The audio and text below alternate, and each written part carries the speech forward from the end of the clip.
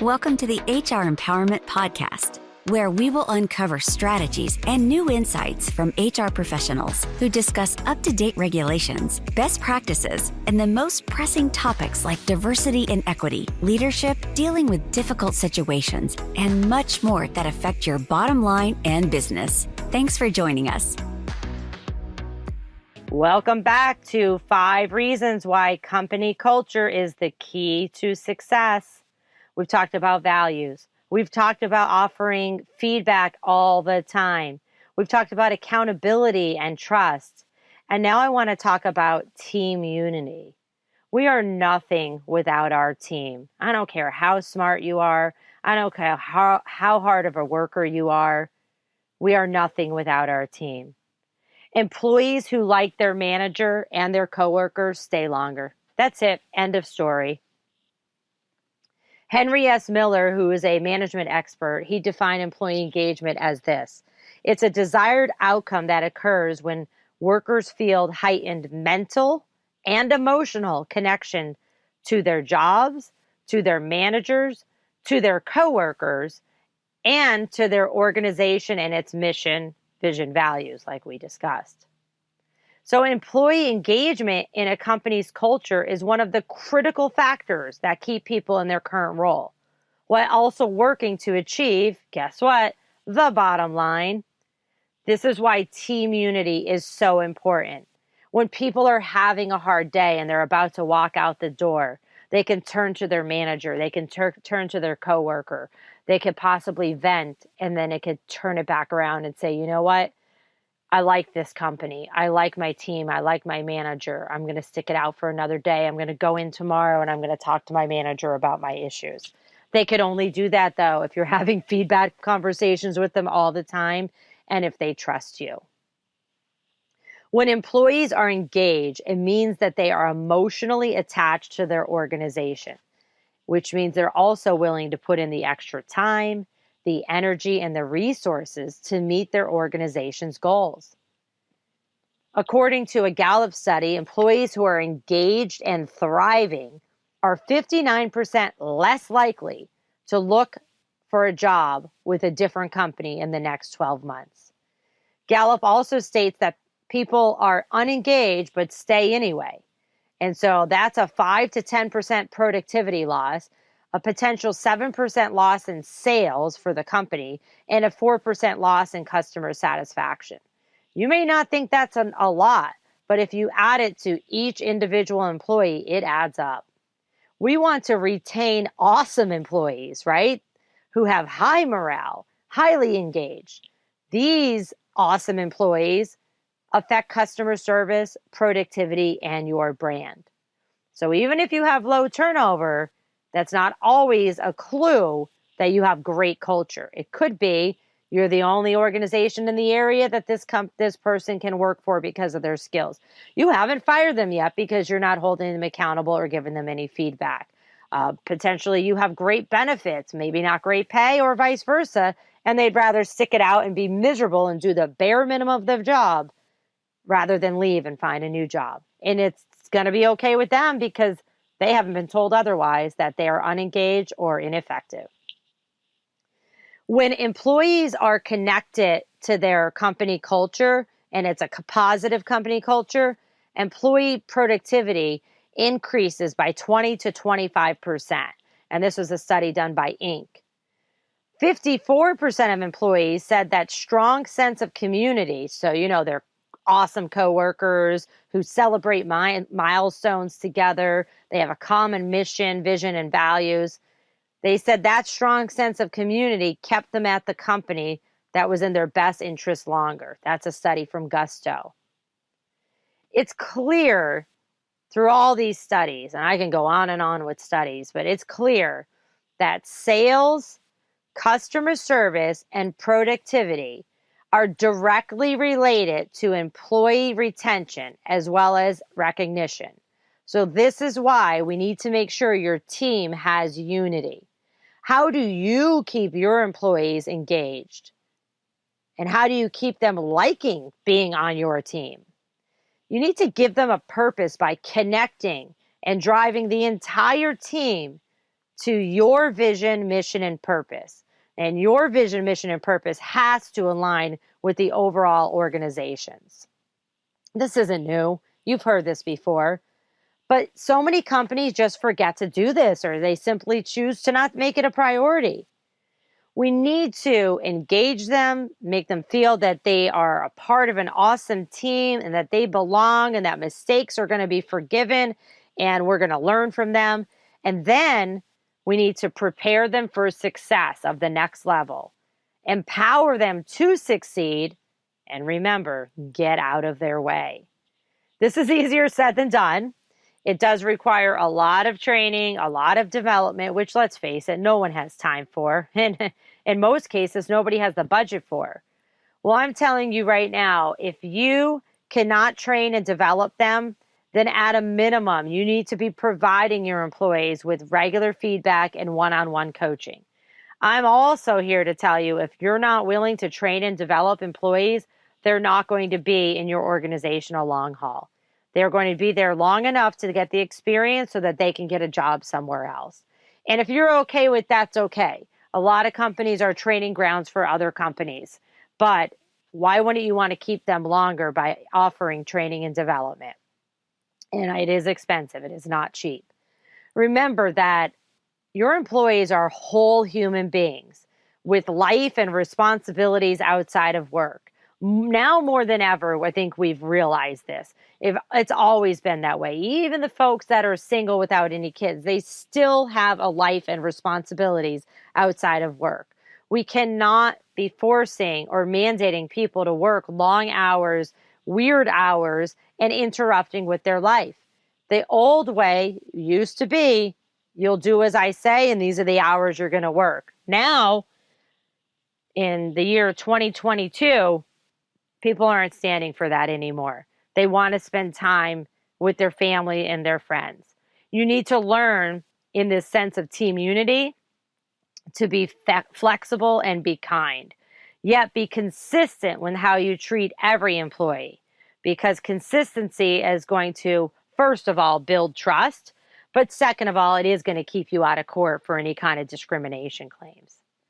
The great news is all of this, the flexibility, the kindness, it's free. It's just time consuming. So gone are the days where we get to promote the technical expert into a manager role. You need to have two different types of career paths, technical and then, lead, supervisor, management. Not everybody wants to be a manager. Now, I don't blame them one bit. Everyone involved becomes frustrated when we promote the wrong person because they may not actually enjoy being a manager and would prefer to go back to the technical expert role. However, when you do promote a technical expert into management, management of people, not management of things, and they decide, yeah, this isn't for me, I find that they usually walk out their door because they might be embarrassed instead of going back to take their old position back. And there also may be financial implications there too that they don't want to go back to. Today, the world requires that somebody in a managerial role, they need to be properly trained and developed on how to manage and lead other human beings, not just manage and lead technical projects. It's very time consuming to do the training, and it's very time consuming to be a manager. But when you put the right person in a managerial role, you save a lot of money in the end. How? You'll have reduced turnover, hopefully with the right manager, increased engagement, which leads to improved customer service, improved sales, and improved overall productivity. And you will promote a positive company culture. You can have a technical expert be an awesome manager. Just don't assume that they want to be a manager of people. Regardless of who you have in a managerial position, whether they've had experience or they're new into it, it's important to note and stress that team unity is very important, and it's directly connected to the bottom line. Before I go any further, Note that not every person desires recognition. So if you're doing employee recognition programs, you need to make sure that you're not embarrassing people by doing employee recognition, a big to do. Get to know your individual employees on a case by case basis and a one-on-one basis. How are you going to do that? Go back to what we talked about earlier. You're going to be talking to them all the time and you're going to understand their personality. If you are going to create some type of employee recognition program so that you do continue to give feedback and kudos and let everybody know they're doing a great job and build team unity, I advise that make sure it's not just within your department, that it's consistent across the entire organization. But if you don't have one, maybe your department can just be a test pilot to start it out and get everybody excited about it. SurveyMonkey partnered with Bonusly to find out how recognition and retention are related. And it's very important to know that recognition is very important to workers. In this survey, it said that 82% of workers consider recognition as an important part of their happiness at work. So their satisfaction with their job. 68% of those surveyed think that public recognition has at least some impact on their ability to get a raise or promotion. Again, be careful on that, though. Not everybody wants the big fanfare. You could do something rather quickly, but publicly. Same survey, 63% of employees who are recognized are very unlikely to look for a new job. Just make sure it's sincere. People will know when you're blowing smoke. Make sure it's sincere. 32% of those people that were asked in this survey think that recognition is a great way to improve their interaction with their colleagues, just so they get to know their teammates better. Here are some simple employee recognition ideas that you can start today, and some of them don't require any budget, some do. You can do, again, thank you. Thank you is completely free, and it fits every budget. But you do have to be sincere and you do have to be specific. If you're running around telling everybody, thank you, you're great, they're going to know you're full of it. A handwritten thank you, an email. If you have some fancy form, that'd be great. Make sure you trickle that down so that it's not just managers or directors that can do that, but let supervisors and leaders do it. And when you get to start building a better culture, then employees can do it for each other as well. If you're doing a company meeting, even if it's on a project, you can do a shout out to everybody. Remember, the public recognition is great. For some personalities, though, you may want to get through it very quick because they may turn 5 shades of red. Gift cards, everybody likes gifts, right? Everybody likes cash, but you could do gift cards anywhere for $10 to $50, and then you could have people hand them out depending on what your budget is. And you may want to put some very specific rules of when you hand them out. You might want to talk to your accounting department because that may be considered taxable income as well. I've had clients that have like this really old trophy that they got in a thrift shop or whatever it might be, and they pass it around. The employees pass around like, oh, you got the customer service award today. You get to have this for the day because you got the most difficult customer and you made it through it. And then you talk about it and you laugh, but you do some lesson learned. There could even be a photo wall if you're working in person or even on Zoom where there's pictures of employees and it says awesome employees work here. So there's a lot of things that you can do for fairly cheap. Of course, cash is king, but when people get cash, the more you get cash, the more you expect it and the less of a impact that it does have. So be more, recognizing that the verbal word is also just as important. Make it possible and easy for coworkers to give kudos and or official awards. That's going to build team unity.